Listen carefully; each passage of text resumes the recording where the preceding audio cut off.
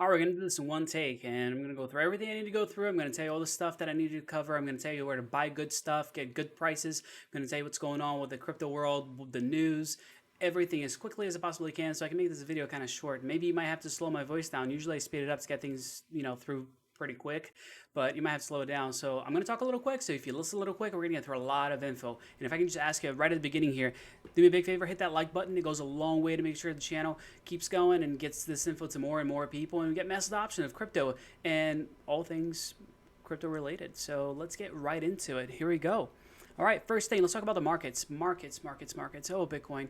So we've been going up and down with Bitcoin. People were freaking out that we were going to see that $25,000 Bitcoin. It's not there right now. We actually had a high of over $38,000 in the last 24 hours. We're back down at 36,600 right now, but it's showing decent signs that it's stabilizing. Now, it's not the best thing in the world. It's not exactly what we want to see. We do want to see Bitcoin break that $40,000 and $42,000 mark. But it is what it is for right now. So at least it's not the end of the world and things aren't coming crashing down. There is still a possibility for that to happen. So I'm not going to tell you to buy or sell or do anything right now. Personally, like I've told everybody, I'm holding, and I'm going to continue to hold because this is my insurance policy. This is my safety net. This is my backup for me to retire because, like I always say, it's not up right now, but most definitely will go up later.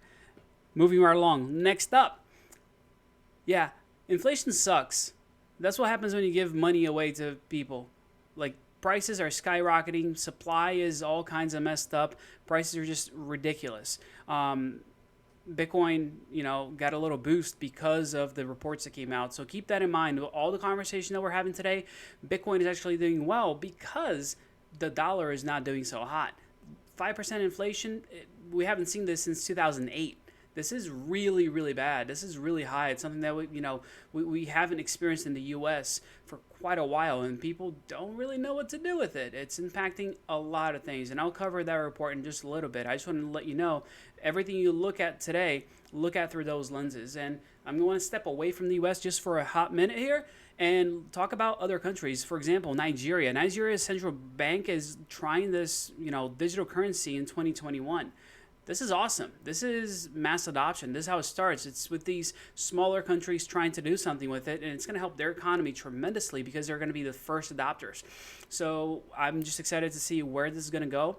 A country that we've talked about in the past, like China, we talked about how they stopped mining and they want to put a crackdown on that because they're starting out their own digital currency. Basically, they want to control things. They don't want everybody else to have the power and have the money. They want to own it because they're communist country, and now this video just got blocked somewhere. Great.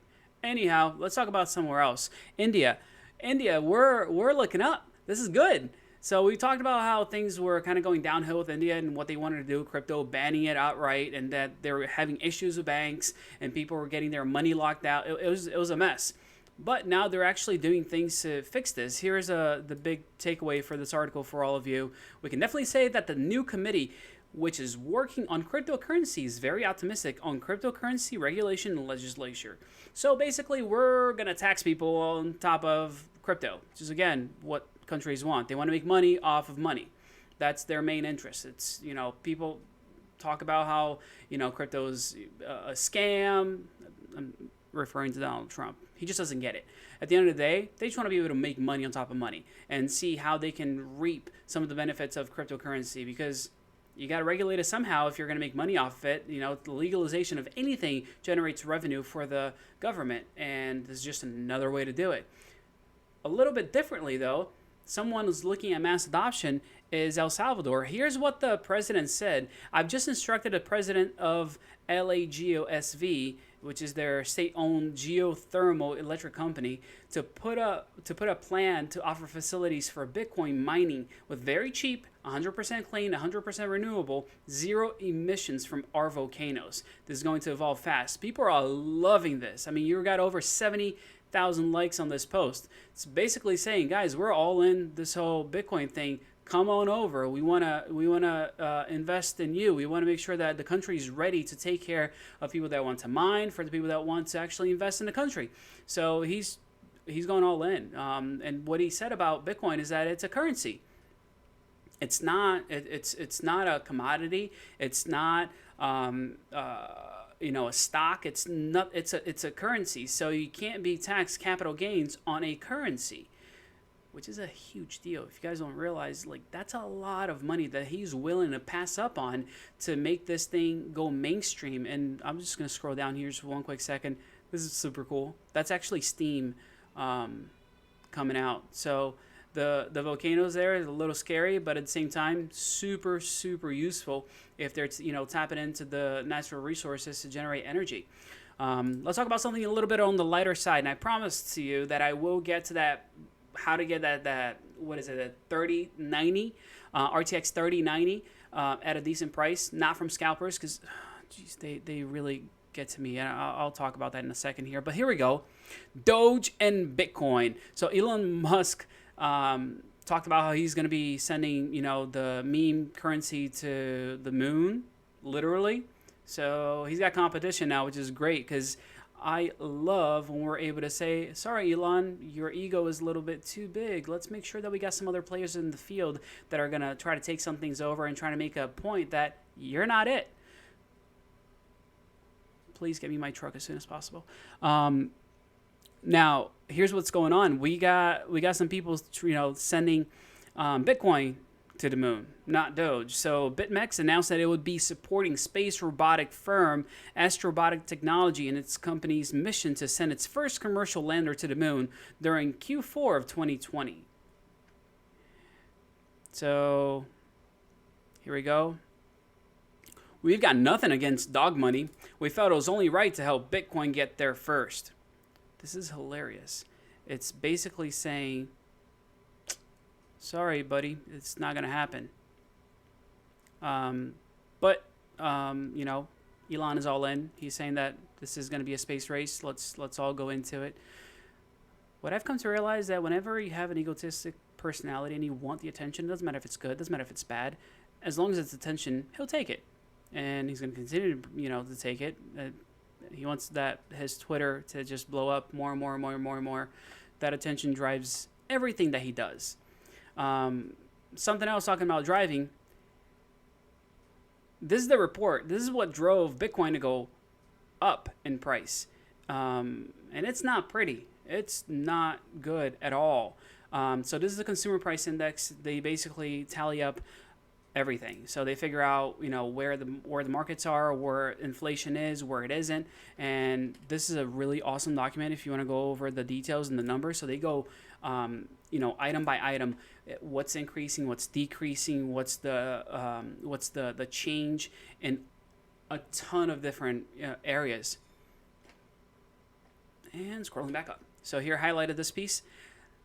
The all-in items index rose 5% for the 12 months ending in May.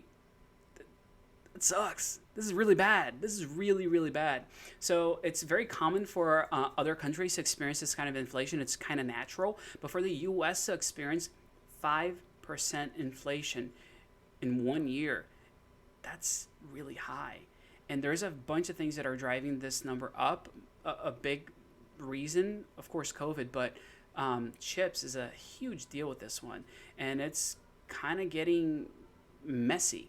It could be very profitable. Again, I mean, that's why you're seeing people selling video cards all over the place for, like, I don't know, twice, almost 3 times as much as they're actually worth. But I actually had a video giving away a video card. Nobody actually noticed. I put it in the description. Too bad. I guess that the time has passed, and maybe I'll give it out another time. I asked somebody to do one thing, and if one person would have done it, I would have mailed them my older video card. I got it. Which one is this one? This is 780. No, I have a better one actually that I was willing to send out, but it's fine. So y'all just keep watching the videos. Maybe it'll pop up again. You guys might see something that might pique your interest. You might want to share with somebody and follow along. Anyhow, I digress. 5% sucks.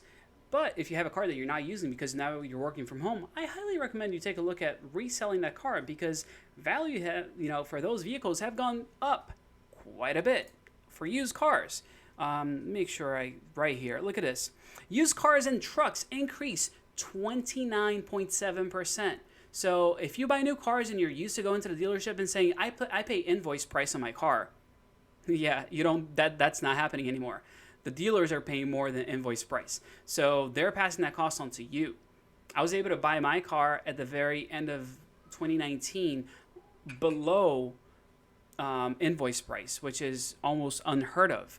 And I'm actually going to look this up and figure out how much I can sell my car for to pay for this Cybertruck coming out. Because especially if the Biden puts out the EV incentive and brings back $7,500 for a vehicle, that's a win-win. And I'll do the numbers and I'll show you how I'm probably going to end up buying a brand new Tesla Cybertruck for free. Yeah, for free. Tesla Cybertruck for free. Thank you, Google SEO, if you're shooting this out to people that are going to be looking up the Cybertruck. And if you haven't done so yet, hit the like button, like I said before. But also, leave a comment below and let me know if you pre-order the truck or not. I'm actually curious how many people watching the video actually pre-ordered something. Even if you didn't pre-order, just say no, thanks, I'll pass. I like my emissions the way they are. It's a big help to the channel, honestly. The comments make a huge difference. The ratio when it comes down to how many people are viewing the video versus how many people are actually commenting and liking the video.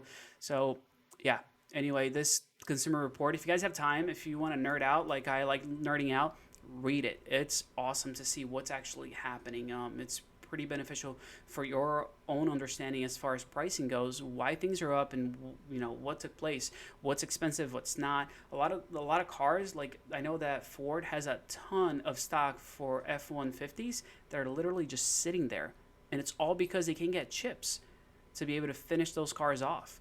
So it's a problem. It's a big problem. And take a look at this. I know I'm talking about terrible, terrible things, and I'll finish on an up note, I promise. But the fear and greed index. Right now, there's extreme fear when it comes to the Bitcoin market. Yeah, it kind of sucks. Last month, it was greedy. We're at that 68% percent mark there, which was buy. Right now, it's not looking so good. I just want to bring this back up. We did get a pump into Bitcoin just because of the inflation with the US dollar. People want to protect their money and put it into something that's a little bit more stable. Bitcoin's not stable, guys. I don't know if you know, but it's not stable, but it's worth it. So this is one of the reasons why it actually took place.